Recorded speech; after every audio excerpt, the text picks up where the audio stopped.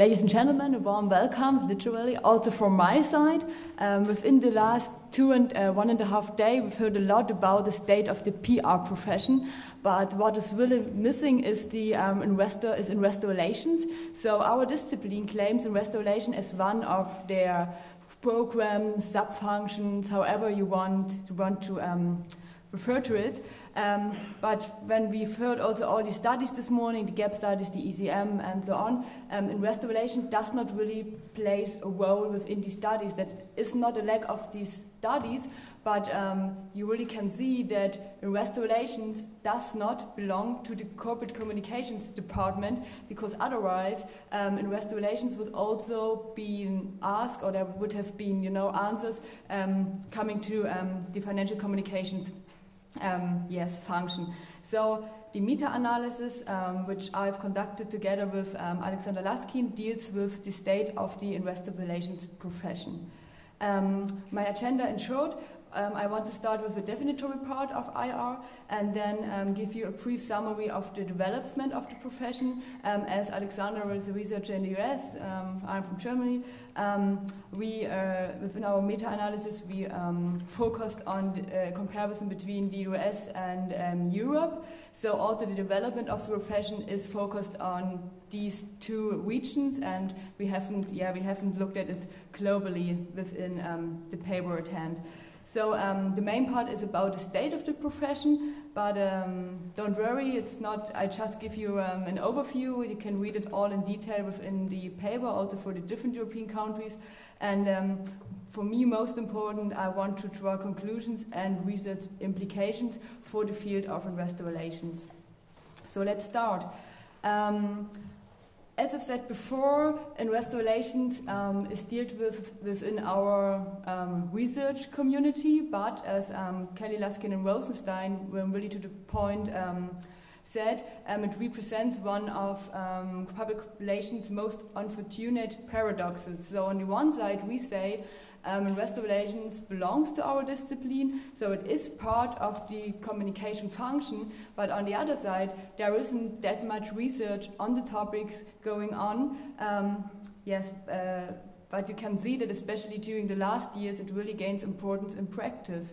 So I've brought some other definitions. So the Koenig said it's a communication program. Yeah, of course, it is, but you could also say, and I will show it to you in a minute, investor relations is really a standalone department. It's more than a program, because on the one hand, it's really deals with a very regulated area of communication. There are a lot of legal restrictions, so you can really say it differs from media relations, from public affairs and other programs of communication.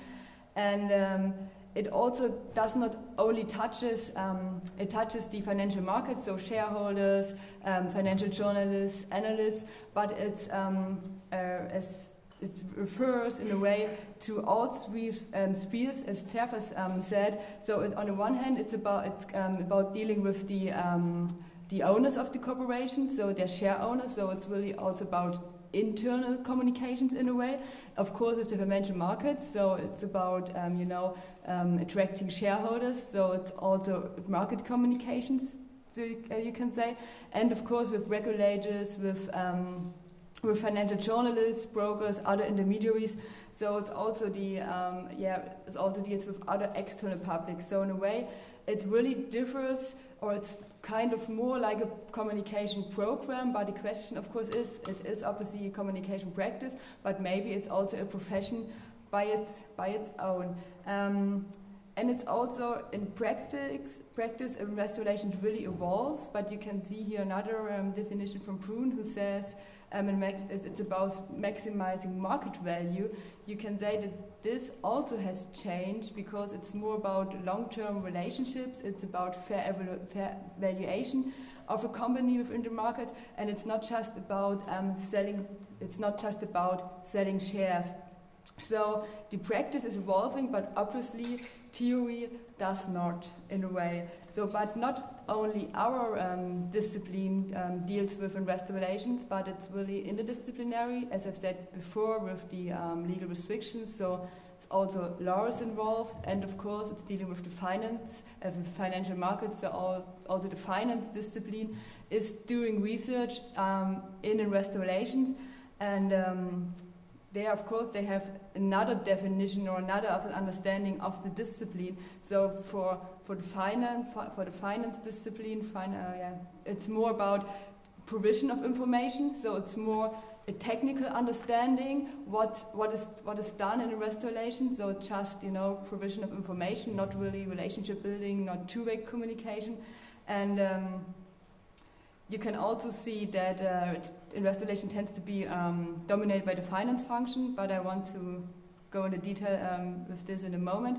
And there are, what you also can see, we say, or our discipline is saying, it belongs to corporate communications, or also to our research topics, but there are independent professional associations which really came up during the last years, and one of the most important, or the biggest one, is NIRI, National Investor Relations Institute in the US, and they have quite an elaborate definition of investor relations, and say it's a strategic management responsibility which really integrates finance, communication, marketing and law, and it's about two-way communication. So here you can say communication does really plays a part, and we as a discipline really can contribute also in research, but the IR practitioners, they say, or in a way they think they see themselves more as a standalone corporate function than part of Corpcom.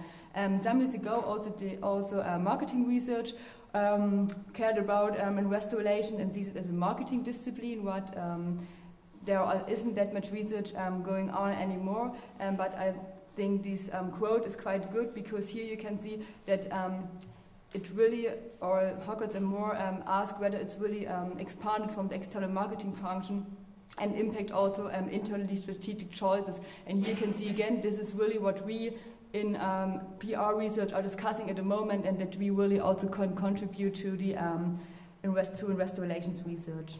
Okay, just in brief, an overview. So now to the development of the profession. Another quote. So it's just not really 30 years ago, that also in the US it was really asked, okay, what is investor relation? Is it really important? As you can see here, it's said to be the nitty-gritty stuff that deals with requests from little old ladies and is handled by strange guys in the back office. So I think today nobody would question whether investor relations is an important corporate function. There are thousands of listed companies. It's also unlisted companies have investor relations departments, and it's the corporate function which is with the highest income by practitioners. So it really gains importance in practice. So it's really rare and studied, so to say, why investor relations, maybe in the last 30 years came, really developed to the state where it is now. So there have been listed companies since the 1950s. Since the 15th century, and also shareholders haven't been invented in the 1960s, but the broad institutionalization just started at that moment. Within the paper, we really looked in detail on the development in the US and also in Europe. In Europe, as you could imagine, so you can't just, you have to describe the development of the investor relations practice within all the different countries, because it's really different. So UK is quite similar to the US, but within the other countries there are so many, especially also cultural and normative factors, and of course also regulative factors which played a role. And so there isn't just one story of the development of investor relations. So, and I think because of time reasons, I really would like to refer to the paper here and come to the meta-analysis we've done.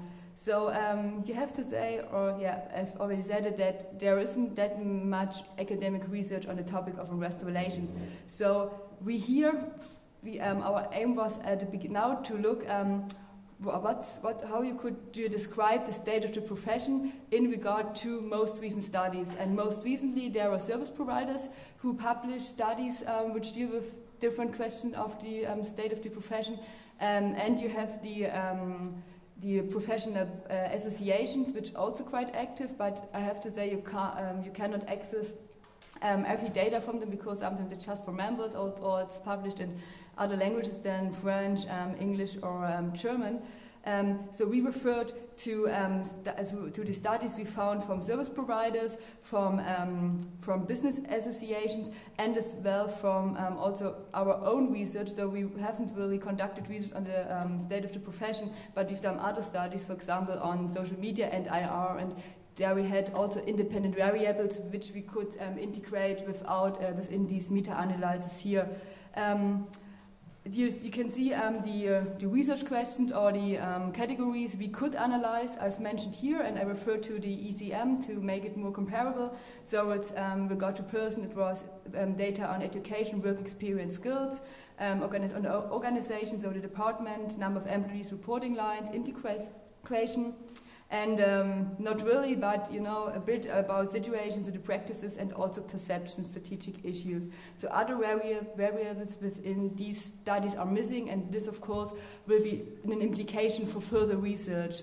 As I've said before, I don't want to do number crunching here, because I'm from the communication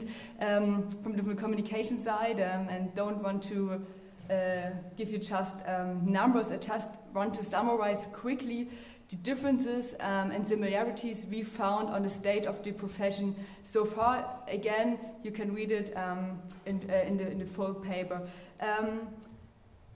Okay, you have to say that in both in Europe and the US, is Western relations really established as a standalone apartment, but as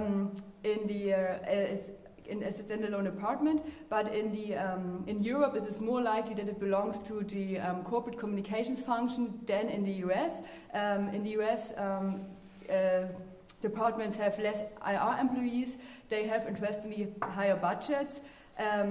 It's more likely that they report to the CFO than to the CEO. So this has also historical backgrounds.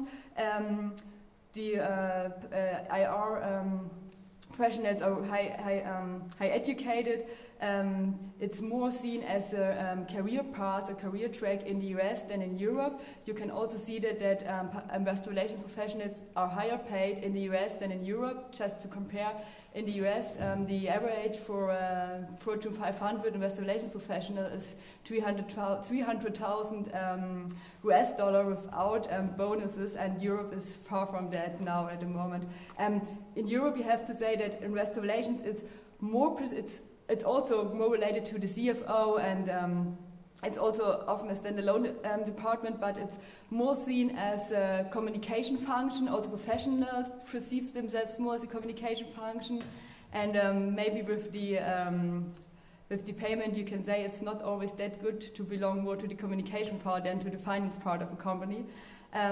But to go on, tasks are quite similar, as we have found. It also depends, of course, for example, tasks also depend to cultural differences, like equity culture, when you have more retail shareholders with, for example, in the US or also in France or UK.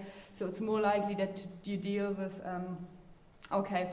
with them than, for example, in Germany. I've just got the sign that I don't have any time anymore. I'm sorry. Just quickly the conclusions. It's in practice, you could really say IR is an independent function, which is more overseen by the CFO, which more belongs to the finance than to the communication part. But the discipline really changed, so it is about relationship building. And it is about communicating, about dialogue, about long-term relationships. So and not just providing financial data anymore. So our discipline really could contribute with research, but also communication education to the function. And these are my research implications at the end. So it really established, as you can see, but further also professionalization also in academics. So I think it's important to research also within our discipline on the topic of investor relations. So I think as IR research is not integrated in the studies today, in the communication studies, because it's a communication function, but it's a standalone part, and so the ECM gap studies, they don't really deal with investor-relations, so it's important that you establish an own research framework, and at the end to really understand the process of professionalization and institutionalization. So I think also, as you've heard yesterday, neo-institutional theory could really be attractive for the field. So thank you for your attention.